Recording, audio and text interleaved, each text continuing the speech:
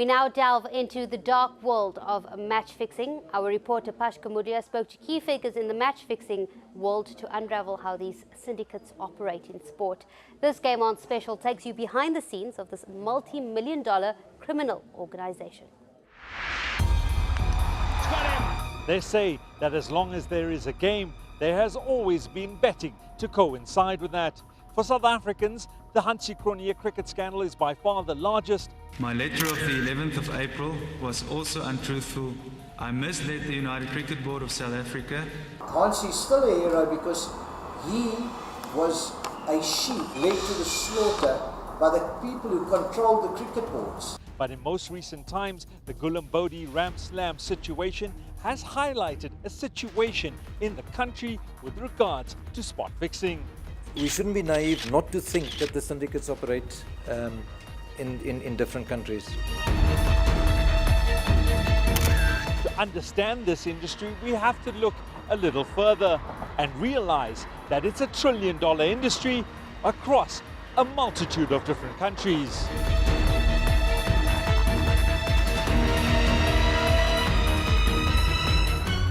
There's been reference to the fact that these syndicates are not only partaking in, for example, horse racing, football, but it's actually a global body that's really expanding over various different aspects of sport. Is it safe to say that it's the same group of individuals, the same group of people that are networking a global network? Most definitely. And you need to look at who stands to make the most. And the people that stand to make the most are the people who are taking the bets. Because if they don't have to pay out on wins, they're the ones that are going to score. When you're looking at a syndicate, what are the key elements that might stand out when you're looking at guys that are in that environment? You know, the English have a say, birds of a feather, and the Afrikaners have a say, in soort soek soort. And it's very applicable to the sporting and gambling fraternity. If you found that somebody was involved previously in any form of corrupt activities and they are still on the scene, chances are they are still involved, or the people that they're involved with are in some way involved. So to investigate it isn't that difficult. It's proving it that makes it difficult. And we're dealing with a global economy. We're dealing with people that are now gambling internationally on the internet. We're dealing with people that are looking at sporting events taking place at all hours of the day, every single hour of the day.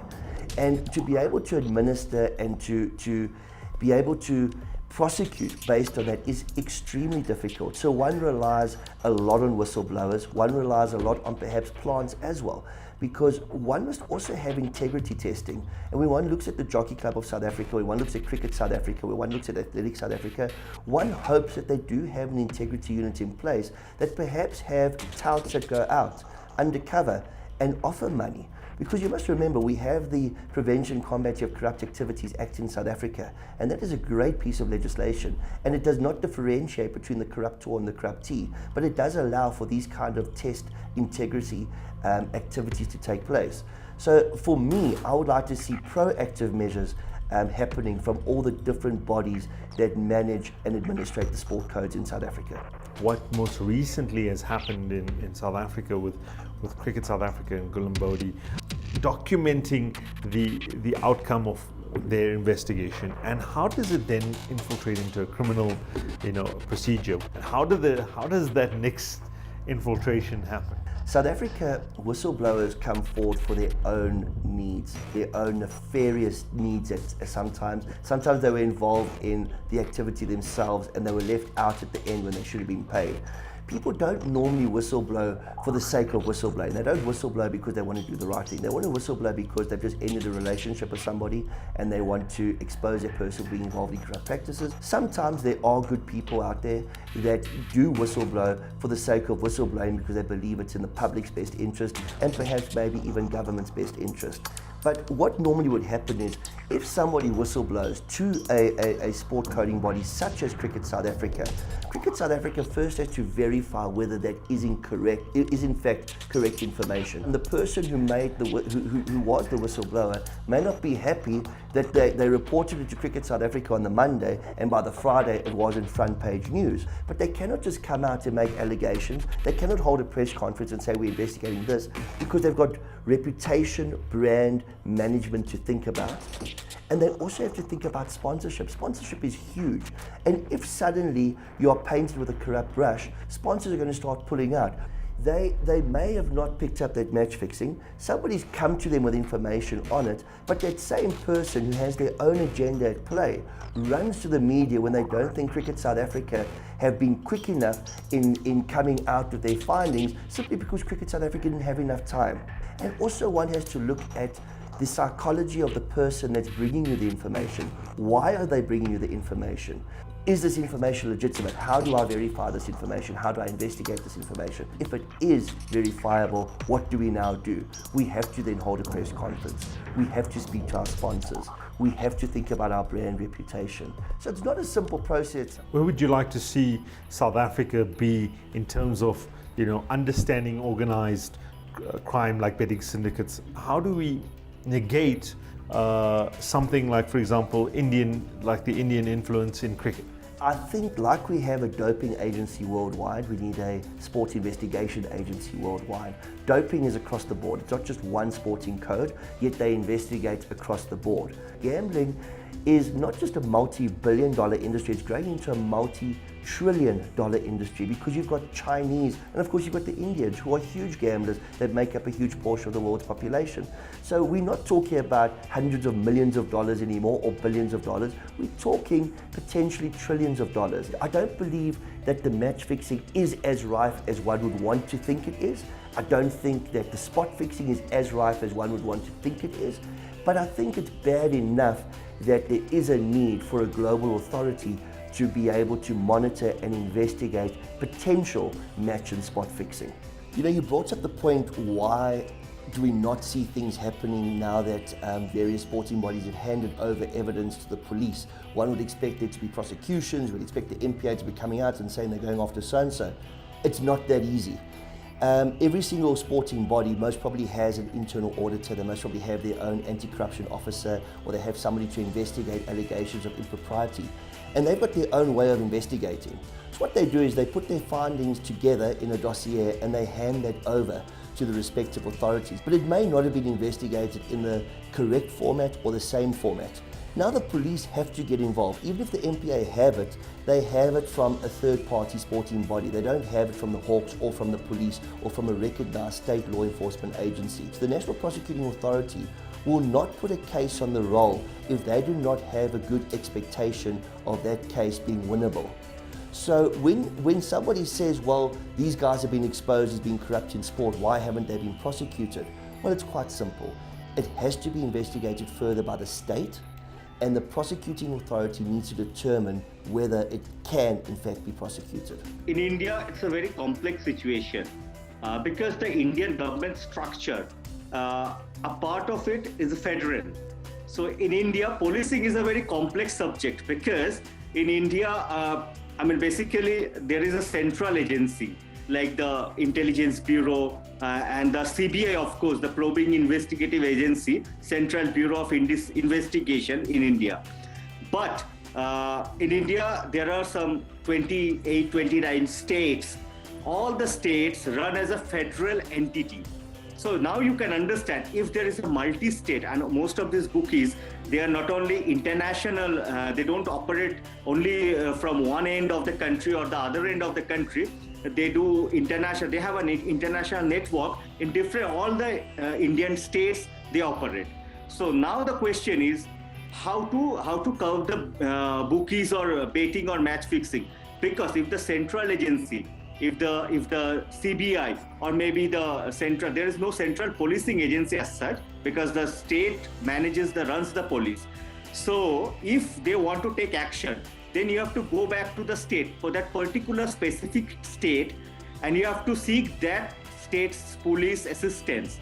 So it's a very complicated process, because if a betting syndicate is being run from 10 different states of India, in that case, to catch that betting syndicate or to get hold of them, you have to approach 10 different states policing agency. I mean 10 state governments you have to approach. And then only there has to be some synchronization, which doesn't happen in India, be it bookie, be it betting, or any other petty crimes, or maybe for that matter terrorism also. Underground bookmakers are always going to be an attraction because that is where the big money trades. The legal bookmaker has to follow a code of conduct, and also, I presume in most places of the world, there's taxation. The underground bookmaker can play you with no tax. So even that 5 to 7% or whatever the tax is in every district counts in the long run. So I think the lure to underground bookmakers are the no tax and the fact that you can get almost any amount on in one bet. Sports betting in the UK has been going for many years and is very big.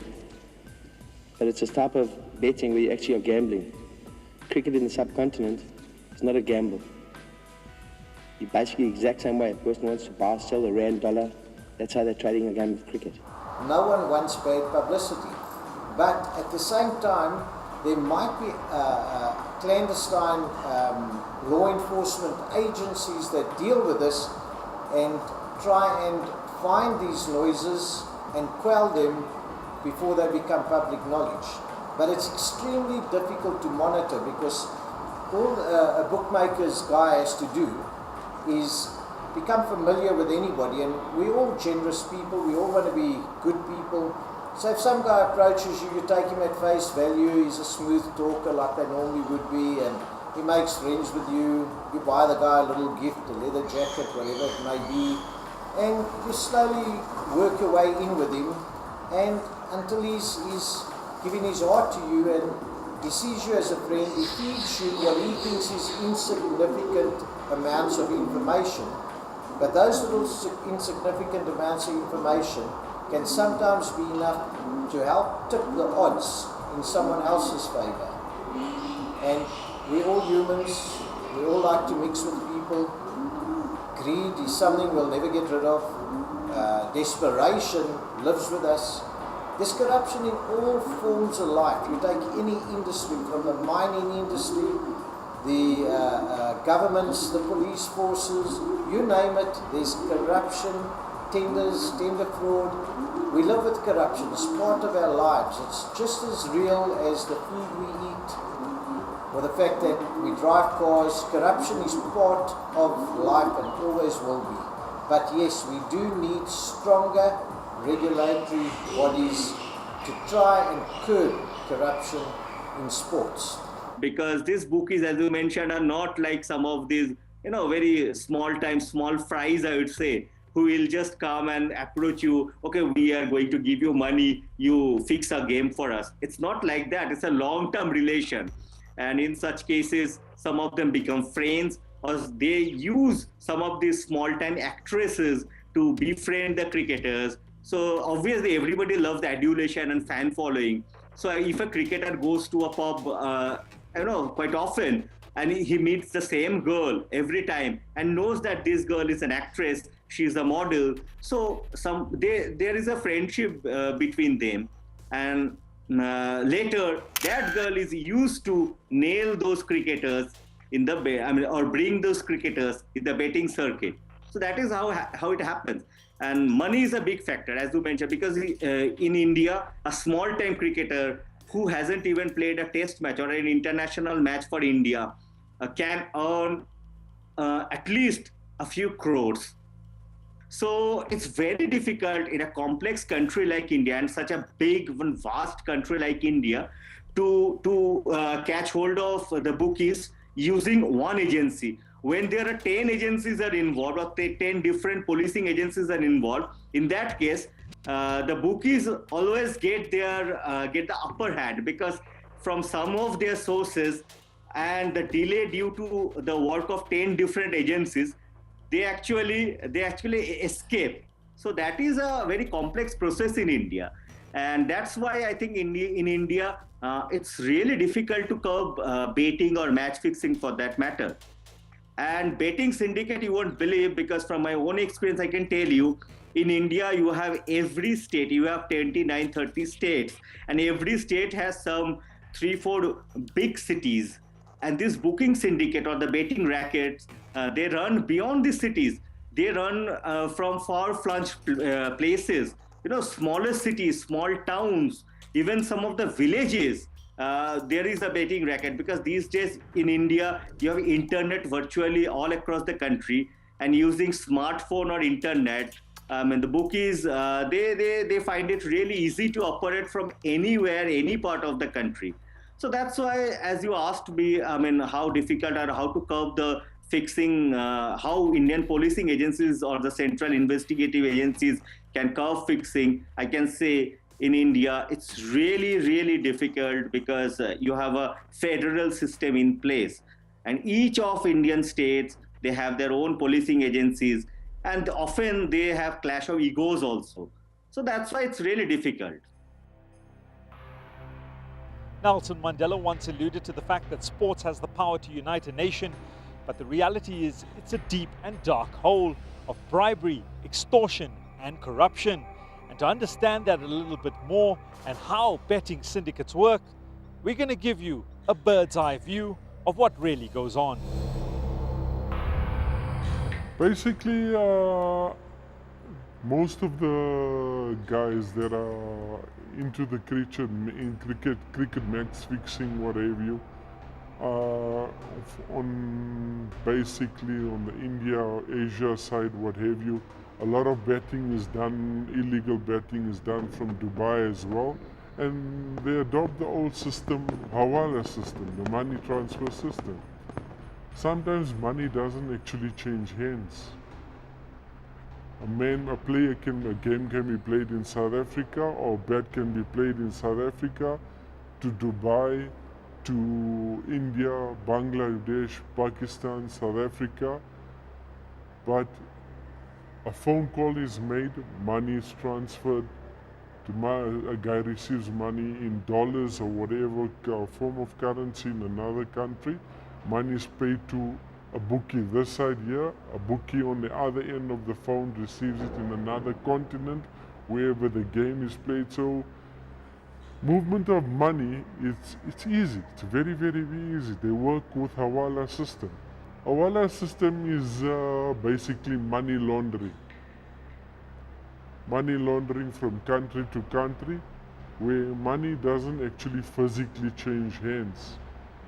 It's basically a phone call made from one country to another country. For example, I'm here in South Africa, and you need $10,000 in India. I've got a guy in India, you in India. I'll tell you to go to my guy. You or your family, or whoever is here of your family or your work, they give me the value of 10,000 rand here, or $10,000 here, and you collect $10,000 over the phone there. That's Hawala. There's no trace, there's no banks, no nothing. Just a phone call. And unfortunately, some of the figures from these organizations are part and parcel of the operation. How else would match fixing and gambling and illicit gambling and carry-on? It doesn't happen without management. It doesn't happen with somebody in the inside. You always have to have an inside man. So basically what the bookies do is they strong arm the guys, they hire guys, they have them on call. I mean, if you look at the time of when we had the IPL, I was physically in the frame of where certain high-profile figures from the cricket world were there, and betting was taking place openly. And you had the so-called bodyguards or protectors or goons or whatever you want to call him. But everything was done so openly that it was a norm. And betting was taking place per ball. And it was like an eye-opener for me, for something that I've never ever, I heard about these stories, but I never ever would believe that such things took place. And the hierarchy of cricket that was sitting there, of our local cricket, just stood by and it was a game as normal. And all the monies that were there were in dollars, and the guys were taking monies out of briefcases, and that's the way they were betting per ball. A guy calls $5,000, $2,000 on one ball, he'll call a 4, the other one will say it's $5,000 for a wicket, the other guy says no, $10,000 for a 6. This is the way they bet.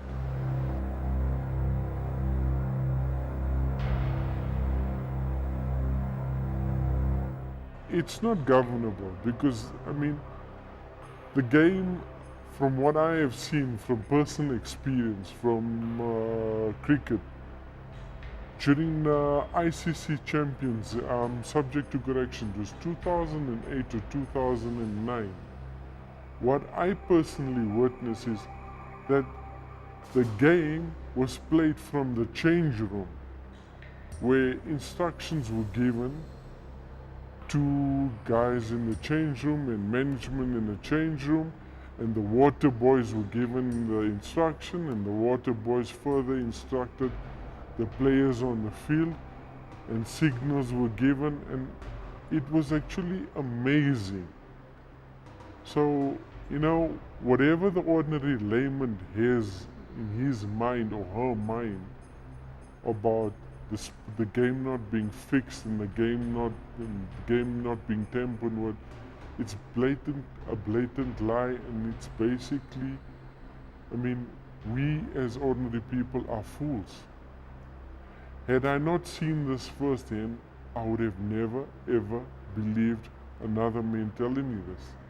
Basically, interestingly, that you're asking a question like that is if you've been following the other media updates that has been taking place from December, this January, with Cricket South Africa.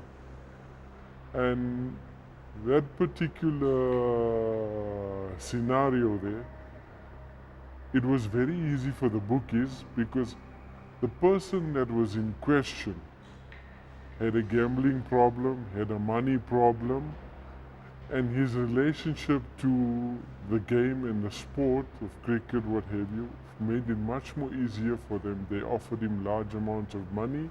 They offered him monies to approach the players, which he did. The players met at some undisclosed locations. The deal was offered to them. Money exchanged hands. The deal was lucrative for the player approaching the ex-player, approaching the other current cricket players. And as you know, the money is the root of all evils. Honestly, it's a lifelong disease. It's recurring, doesn't change anything, and nobody can change anything. Just the figures change. Oh, what a catch! That is unbelievable!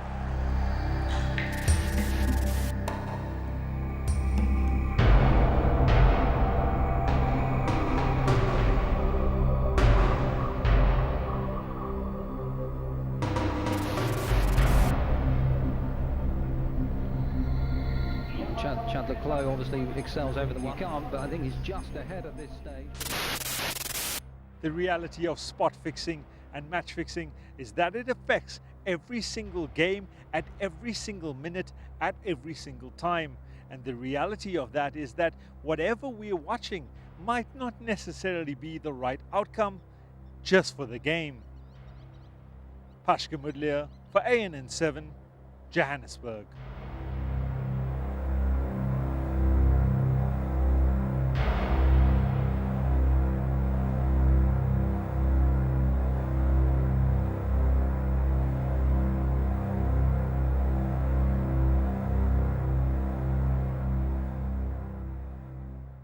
Well, we hope that this episode of Game On has been both educational and enlightening on the world of match fixing, and we certainly hope that authorities will take a firm stand against these criminal organizations. Well, that's all from me and the Game On team. We'll see you tomorrow, same time, same place. Bye-bye.